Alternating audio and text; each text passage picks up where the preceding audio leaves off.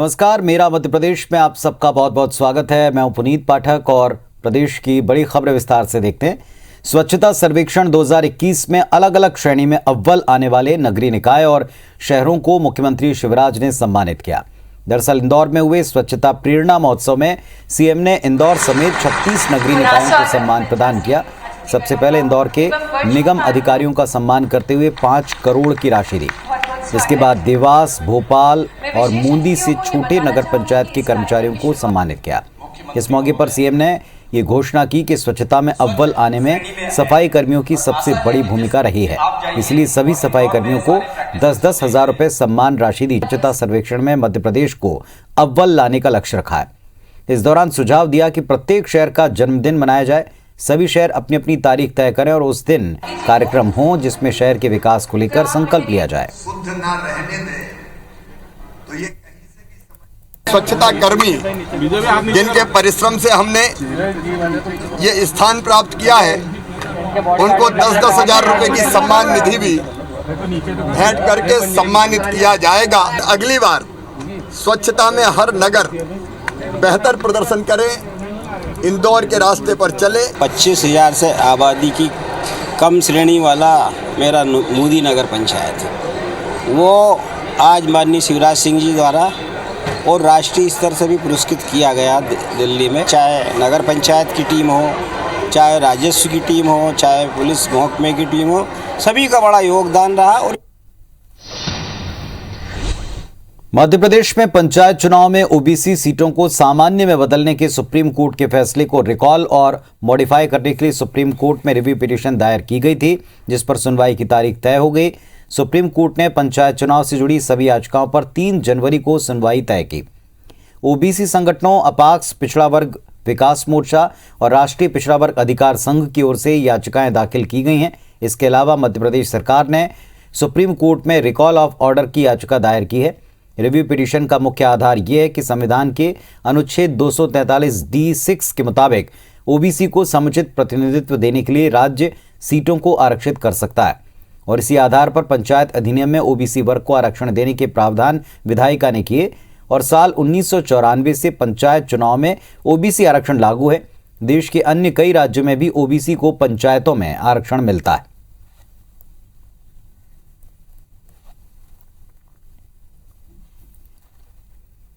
मध्य प्रदेश में पंचायत चुनाव में ओबीसी आरक्षण खत्म होने के बाद छिड़े सियासी घमासान के बीच राज्य सरकार ने पहली बार ओबीसी वोटर्स की गिनती भी शुरू करा दी और इसका जिम्मा 22,000 पंचायत सचिवों, 12,000 पटवारियों और 20,000 रोजगार सहायकों को दिया गया है। सरकार ने यह आदेश 23 दिसंबर को कलेक्टर्स को भेजा, जिसमें 7 जनवरी तक गिनती कर पूरी जानकारी मांगी। वोटर्स की गिनती सभी ग्राम पंचायतों के वार्ड इकाईवार और पंचायतवार होंगी, जिसमें जितने भी पिछड़ा वर्ग के वोटर्स हैं उनकी एक एक्सेल शीट तैयार होगी। ये शीट सरकार के पास जाएगी। सरकार ने वोटर्स की गिनती के पीछे पिछड़ा वर्ग कल्याण आयोग के पत्र का हवाला दिया, जिसमें कहा गया कि ओबीसी आयोग पिछड़ा वर्ग की जातियों का अध्ययन कराना चाहता है। कांग्रेस ने सरकार के इस फैसले पर ऐतराज किया है। कांग्रेस नेता और राज्य पिछड़ा वर्ग आयोग के अध्यक्ष जेपी धनोपिया ने कहा कि बीजेपी सरकार जिस पिछड़ा वर्ग कल्याण आयोग से गणना करवा रही है वो संवैधानिक संस्था नहीं, लिहाजा ये पूरी प्रक्रिया गलत है।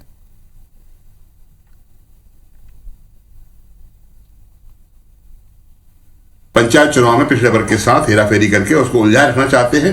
उसी उद्देश्य से इस तरह की जनसंख्या की वोटर्स की गिनती करा रहे हैं, जो कहीं से उचित नहीं है। इसके लिए उन्हें अलग से आयोग गठित करना चाहिए और उस संबंध में कार्रवाई करना चाहिए और ये मतदाता सूची से नहीं, लोग घर घर जाकर करना चाहिए कि पूरा प्रदेश जानता है, पूरा देश जानता है कि मध्य प्रदेश में पिछड़े वर्ग की आबादी 52% से अधिक है। आज मध्य प्रदेश के सारे ग्राम पंचायत के सचिव और पटवारी और सब उस दिशा निर्देश के अंतर्गत अगर किसी एक वर्ग विशेष की जनगणना को काउंटिंग कर रही है तो कांग्रेस को क्यों आपत्ति होना चाहिए। हमारा तो कहना कि आंकड़े आना ही चाहिए ताकि उसी के आधार पर उसको सम्मानजनक अधिकार प्राप्त हो सके।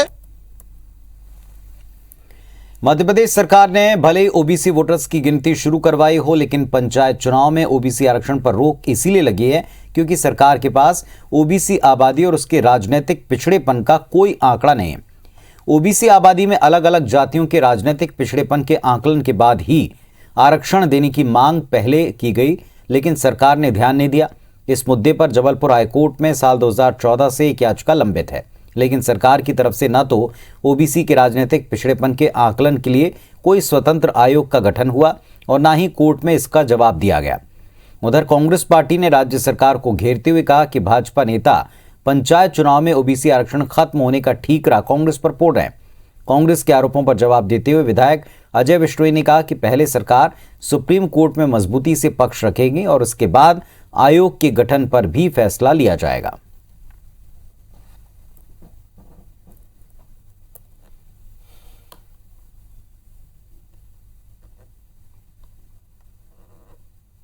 जब तक स्वतंत्र आयोग गठित नहीं होता है राजनीतिक पिछड़ापन को तय करने के लिए, तब तक रिजर्वेशन दिया जाना संवैधानिक मंशा के विपरीत है।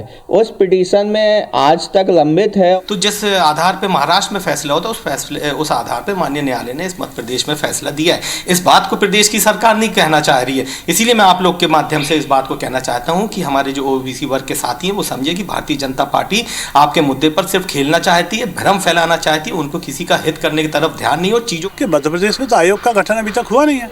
आयोग का गठन होगा, फिर गिनती होगी, फिर गणित लगेगा, गणित लगाने के बाद तय होगा हम क्या उसके बाद लड़ाई लड़ेंगे या चुनाव लड़ेंगे। ये सब फैसले बहुत से ऐसे हैं जो सुप्रीम कोर्ट के पास एक बार जाके हम लोगों को फिर से बात करना पड़ेगी और वहां से स्पष्ट निर्देश लेना पड़ेगा। छिंदवाड़ा में आयोजित स्वास्थ्य शिविर में केंद्रीय खाद्य प्रसंस्करण राज्य मंत्री प्रहलाद पटेल शामिल हुए। इस दौरान उन्होंने ओबीसी आरक्षण को लेकर कहा कि पिछड़ों के नाम पर उन्हें आग में मत झोंकिए। मैं पिछड़ों की लड़ाई लड़ता हूं और अच्छे से समझता हूं। आरक्षण को लेकर पिछड़ों के नाम पर सबको मिलकर यह लड़ाई लड़नी होगी। साथ ही कहा मेडिकल की काउंसलिंग रुकी हुई है, यूपीएससी के रिजल्ट रुके हुए हैं। मुझे लगता है फास्ट ट्रैक कोर्ट में फास्ट ट्रैक के आधार के ऊपर इसकी सुनवाई हो। बेहतर होगा एक साथ मिलकर न्यायालय के पास जाया जाए और फिर संसद में जाए। तीसरा कोई रास्ता नहीं है। पिछड़ों के नाम पर आगे में उन्हें मत झोंकी। मैं बहुत पिछड़ों के बारे में सुनता हूँ, समझता हूँ, लड़ाई लड़ता हूँ। बेहतर होगा कि हम एक साथ मिलकर और तरीके से न्यायालय के सामने जाएं या फिर संसद में जाएं। तीसरा कोई रास्ता उसका नहीं। जबलपुर में एबीवीपी का राष्ट्रीय अधिवेशन आयोजित हो रहा है। एबीवीपी कार्यकर्ताओं ने अधिवेशन से पहले शहर में एक विशाल शोभा यात्रा निकाली, जिसका बीजेपी प्रदेश अध्यक्ष बीडी शर्मा और सांसद राकेश सिंह ने फूलों से स्वागत किया। बीडी शर्मा ने कहा कि एबीवीपी में रहते हुए वो भी जबलपुर में संगठन का राष्ट्रीय अधिवेशन करवाना चाहते थे, लेकिन उनको ये अवसर नहीं मिला। लेकिन अब 60 साल के बाद जबलपुर में एबीवीपी का राष्ट्रीय अधिवेशन हो रहा है, जो एक बड़ी उपलब्धि है। देश के अलग अलग प्रांतों से आए एबीवीपी पदाधिकारी शोभा यात्रा में अपनी पारंपरिक वेशभूषा में शामिल हुए और देश की अनेकता में एकता का संदेश दिया।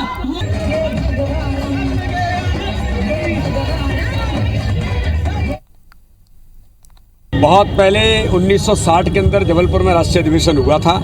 हम लोग प्रयास कर रहे थे कि हमारे समय में राष्ट्रीय अधिवेशन हो, लेकिन उस समय हमें नहीं मिला था।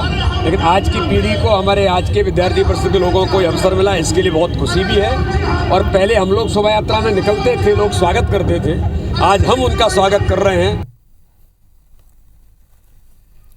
भारतीय जनता पार्टी प्रदेश अध्यक्ष और खजुराहो सांसद विष्णु दत्त शर्मा कटनी पहुंचे, जहां उन्होंने पार्टी कार्यालय में भारत रत्न पूर्व प्रधानमंत्री अटल बिहारी वाजपेयी के जन्मदिन पर उन्हें याद किया। साथ ही उनकी तस्वीर पर श्रद्धासुमन अर्पित किए। पत्रकारों से चर्चा करते हुए प्रदेश अध्यक्ष विष्णु दत्त शर्मा ने कांग्रेस के वरिष्ठ नेताओं और दिग्विजय सिंह को जमकर कोसा। आरोप लगाया कि कांग्रेस ने चुनावी प्रक्रिया को बाधित किया है। ये वर्ष तक कार्यक्रम चल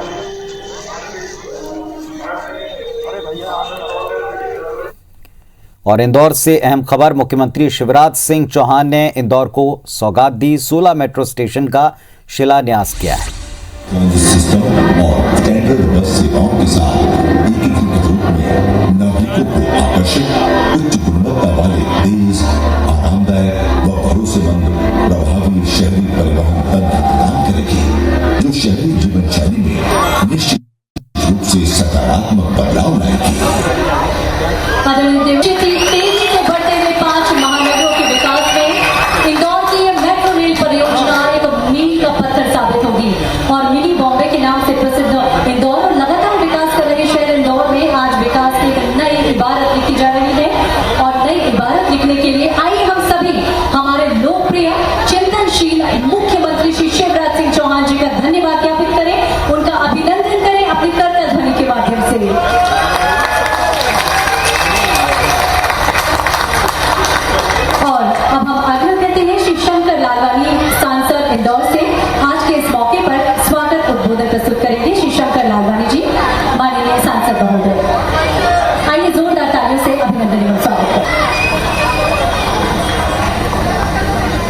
मंच पर विराजमान हमारे मध्य प्रदेश के बहुत ही लोकप्रिय जन जन के नेता आदरणीय मुख्यमंत्री जी का जोरदार ताली बजा के स्वागत करें। समय कम है इसलिए सभी मंच में विराजमान हमारे सभी मंत्रीगण, अतिथिगण, विधायकगण, यहाँ उपस्थित भाइयों और बहनों, आज इंदौर के लिए बहुत ही सौभाग्य का विषय है जो माननीय प्रधानमंत्री जी सोचते हैं कि पब्लिक ट्रांसपोर्टेशन को बढ़ावा देना चाहिए। उसका आज दूसरे चरण का भूमि पूजन करने हमारे बीच मध्य प्रदेश के यशस्वी मुख्यमंत्री आदरणीय शिवराज सिंह चौहान जी आए। मैं इंदौर की जनता की ओर से उनका स्वागत करता हूँ, वंदन करता हूँ, अभिनंदन करता हूँ। माननीय मुख्यमंत्री जी, आपकी परिकल्पना थी और माननीय प्रधानमंत्री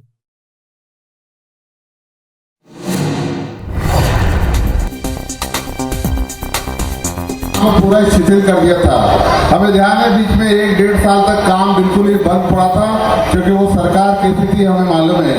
और जब से आप आए हो इस मेट्रो का रिव्यू माननीय मुख्यमंत्री जी हर 1 महीने में रिव्यू करते हैं, नीचे के अधिकारी हर 15 दिन में करते हैं और स्थानीय स्तर पर प्रतिदिन इसका रिव्यू होता है। और हम देख रहे हैं अब मेट्रो काम बहुत तेजी से हो रहा है। 15% मेट्रो काम जो शुरू हुआ था वो आगे चल रहा है। तो इसके लिए माननीय मुख्यमंत्री जी मैं इंदौर की जनता की ओर से आपको धन्यवाद देता हूं। और उसके साथ साथ इंदौर के जनप्रतिनिधि होने के कारण 2 मांगे आपके बीच में रखता हूँ सीधी। पहली मांग तो मैं ये रखता हूँ कि जो हमारा BRTS है, इस BRTS पे हम देखते हैं आए दिन जाम लगा रहता है, सारे लोगों को असुविधा भी होती है। और उसमें माननीय केंद्रीय मंत्री जी ने आपके अनुशंसा पर एक एलिवेटेड ब्रिज की जो स्वीकृति दी थी, उस पर हमारा ऐसा मानना है कि इस एलिवेटेड ब्रिज के साथ साथ जिस प्रकार आपने पूरे अधिकारियों को नागपुर भेजा था, मैं भी नागपुर गया था, हमने देखा था कि नागपुर में 3 लेयर बना हुआ है। नीचे मिक्स लेयर ट्रैफिक का, उसके ऊपर BRTS और मिक्स लेयर और उसके ऊपर ट्रेन। तो 3 लेयर जो सिस्टम जो हमें नागपुर में देखा था वो हम चाहते हैं यहाँ पर AB रोड पे देवास नाके से राजीव गांधी चौराहे पर बने ताकि आने वाले 50 सालों में ट्रैफिक की जो समस्या है वो दूर हो जाए। मैं दूसरी मांग करूंगा, माननीय मुख्यमंत्री जी को जल्दी जाना है। दूसरी मांग है माननीय मुख्यमंत्री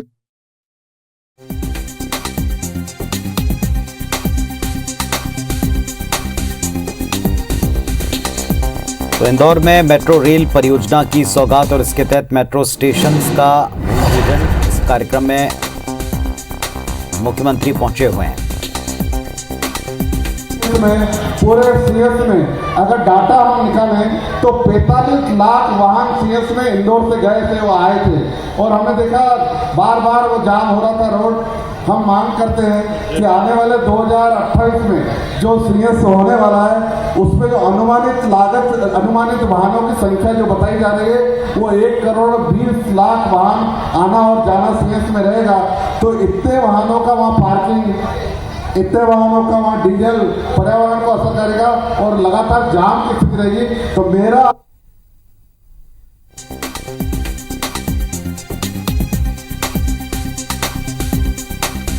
आने वाले देश में इसकी सुविधा हम सबको मिले। बहुत बहुत धन्यवाद। जय हिंद, जय भारत। हार्दिक धन्यवाद श्री शंकर लालवानी जी, माननीय सांसद इंदौर। आदरणीय देवी सज्जनों, भारत के हृदय प्रदेश मध्य प्रदेश को भारत के सबसे अच्छे राज्यों में शामिल करने, राज्यों के आधुनिकीकरण, आधुनिक सुविधाओं से युक्त, प्रदूषण मुक्त, प्रत्येक व्यक्ति को शिक्षा, सुरक्षा, रोजगार के अवसर प्रदान करने और मध्य प्रदेश को आत्मनिर्भर मध्य प्रदेश बनाने का प्रण लेने वाले, पूरे प्रदेश को तकनीकी रूप से सुदृढ़ बनाने के लिए कृत संकल्पित प्रदेश की जनता के दुख दर्द परेशानियों को समझ वाजपेयी जी की और इंदौर की जनता की, मेरे भांजे भांजियों की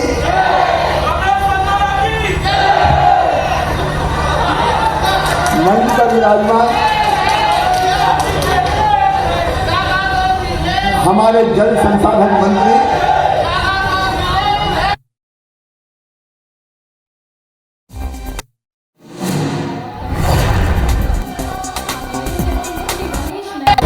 हमारे जल संसाधन मंत्री आदरणीय तुलसी सिलावट जी, संस्कृति और पर्यटन मंत्री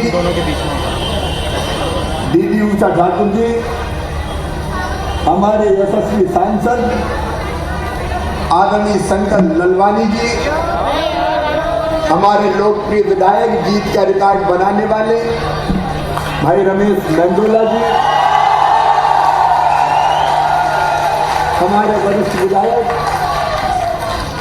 आदरणीय बाबा महेंद्र हल्डिया जी, 4 नंबर की हमारी लोकप्रिय विधायक पूर्व मेयर आदरणीय श्रीमती मालिनी गौड़ जी, हमारे 3 नंबर के युवा और लोकप्रिय विधायक भाई आकाश विजय वर्गी जी, आदरणीय सुदर्शन गुप्ता जी, भाई सावन सोनकर जी, मनोज पटेल जी, मेट्रो की एमडी छवि भारद्वाज जी, सभी संबंधित अधिकारी साथीगण, बहनों भाइयों और बेटे बेटियों, सबसे पहले दोनों हाथ जोड़ के आप सबको प्रणाम करता हूँ। विकास की नई रफ्तार मिलेगी और आगे आने वाले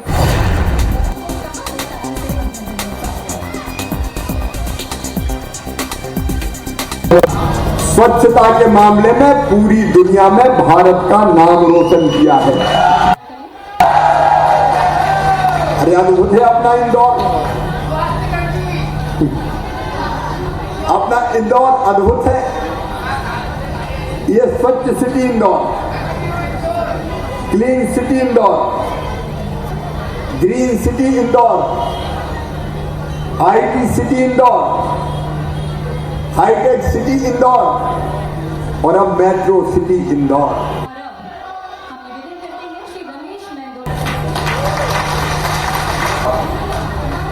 और स्वच्छता के जो मापदंड इंदौर ने स्थापित किए हैं वो केवल सरकार नहीं कर सकती, प्रशासन नहीं कर सकता, जनप्रतिनिधियों के मार्गदर्शन में इंदौर की जनता ने जी जान से काम किया है। इसलिए इंदौर एक बार नहीं, 2 बार नहीं, 3 बार नहीं, 4 बार नहीं, 5वीं बार स्वच्छता का पंच इंदौर ने लगाया है। अब बताओ इंदौर छक्का मारेगा कि नहीं मारेगा?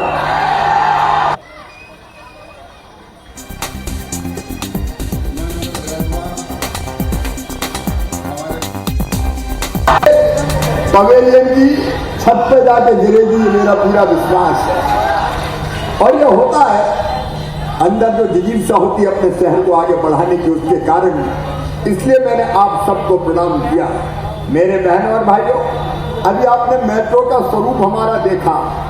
ये जो मेट्रो बन रही है अत्याधुनिक है और आप सब जानते हैं, हमने पुरानी सरकार जब पहले 18 तक थी तब ये काम प्रारंभ किया था, लेकिन बीच में थोड़ी गड़बड़ हो गई। बीच में मामा तो चले गए, काम बंद हो गया, प्रगति ठप्प पड़ गई। अब पहले तो हमने सोचा था कि 5 साल अपन को वनवास मिला है, लेकिन दादा के कर्मों के कारण 1.25 साल में ही हम वापस लौट आए, क्योंकि तुलसी सिलावट जी जैसे कई साथी छोड़ छाड़ के बाहर आ गए। उनको लगा विकास ही नहीं हो रहा, तो वहां रह के क्या करेंगे। और उसके बाद फिर से दादाजी समझ गए अरे दादा समझे कि नहीं समझे? ये कहीं रमेश दादा मत समझ, मैं कमलनाथ जी की बात कर रहा था। फिर मेट्रो का काम अपनी पूरी गति से प्रारंभ हुआ है। देखो, ये मेट्रो का स्वरूप ऐसा है कि आप अपने स्कूटर से, अपनी बाइक से, अपनी साइकिल से घर से आओ, स्टेशन पे स्कूटर, बाइक, गाड़ी पार्क करो, मेट्रो में बैठो और आगे चले जाओ। फिर वापस लौट के आओ, स्टेशन पे उतरो और cycle, scooter, motorcycle, bike, car जो भी हो उस पर बैठ के घर चले जाओ। ये सार्वजनिक परिवहन के लिए बहुत बड़ी उपलब्धि है। ये यात्रा का समय भी कम करेगी।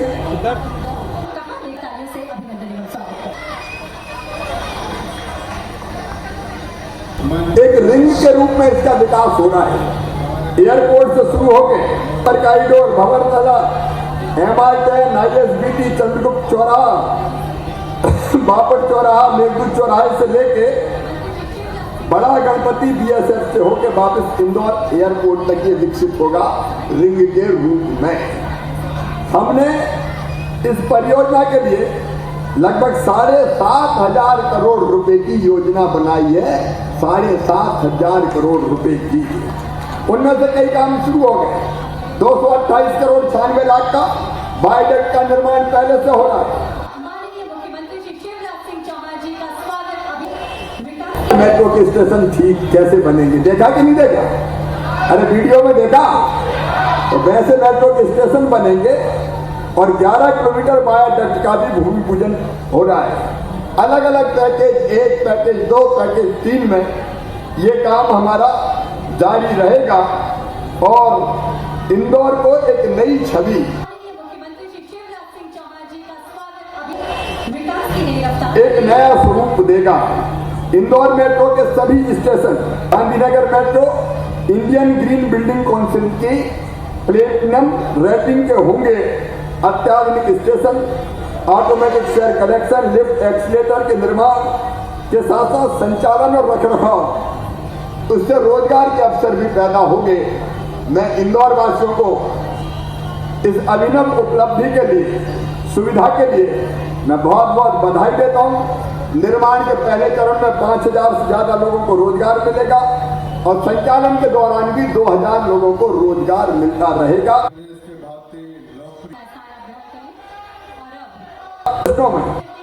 सौर ऊर्जा के सोलर पैनल के माध्यम से ऊर्जा का उत्पादन होगा।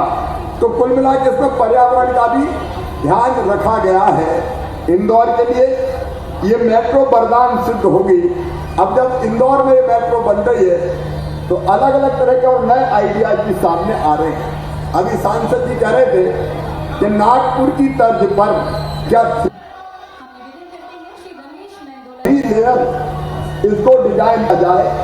मैं आज ये फैसला कर रहा हूं कि हम डिजाइन ऐसा करेंगे कि बाद में इसको 3 लेयर के रूप में विकसित किया जा सके। ठीक है कि नहीं?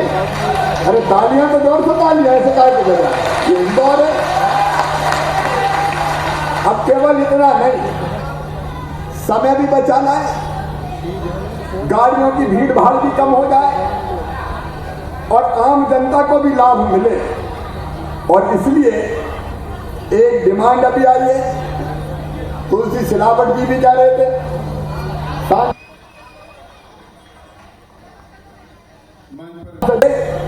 इंदौर उज्जैन के बीच में मेट्रो रेल या रैपिड रेल आज में ये चलाई जाए, ये महंगाई।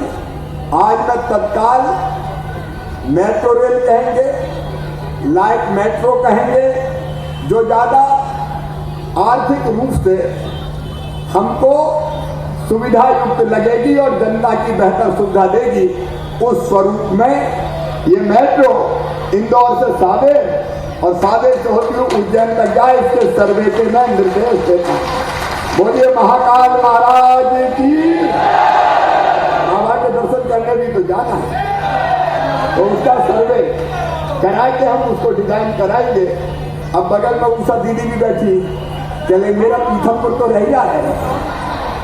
पीथमपुर भी प्रतिदिन इंदौर से कई लोगों का आना जाना रहता है, विशेषकर फैक्ट्री में काम करने के लिए भी अलग अलग स्तर के लोग वहां आते और जाते हैं।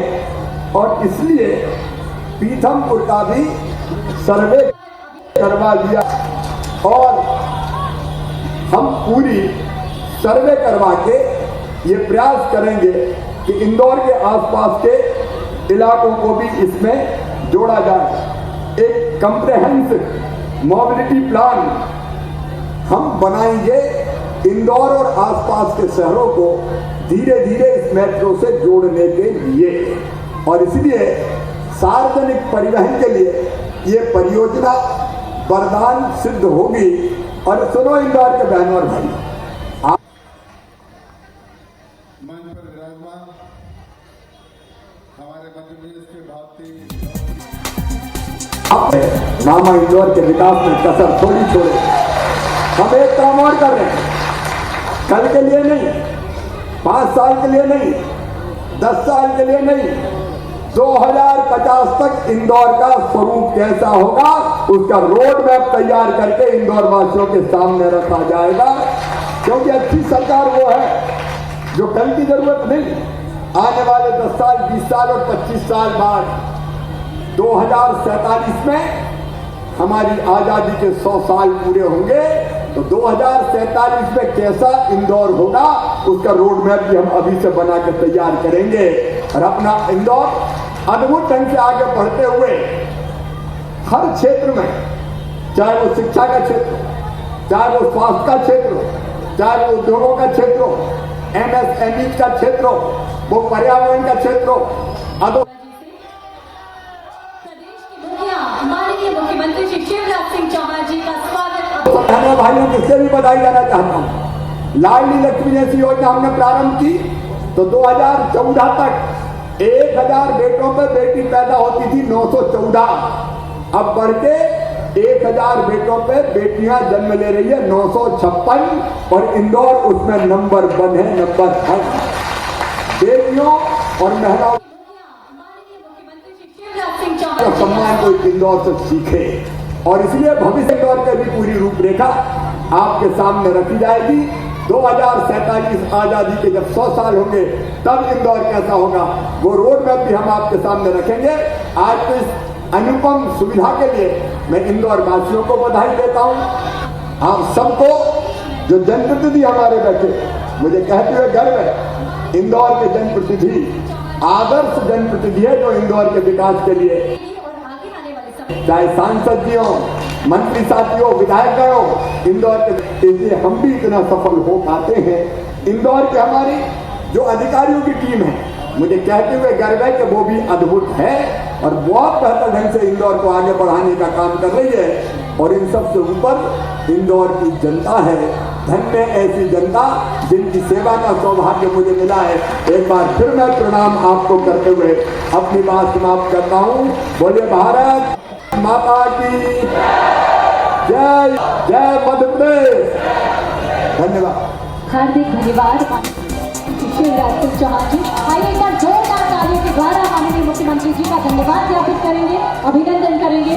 प्रदेश को माननीय मुख्यमंत्री जी के द्वारा नई नई सौगातें अनेक विकास कार्यों के द्वारा समय समय पर मिलती रहती है। हम सभी सौभाग्यशाली हैं कि हमें एक ऐसा जनप्रतिनिधि, एक सक्षम नेतृत्व और माननीय मुख्यमंत्री जी का सानिध्य उनका मार्ग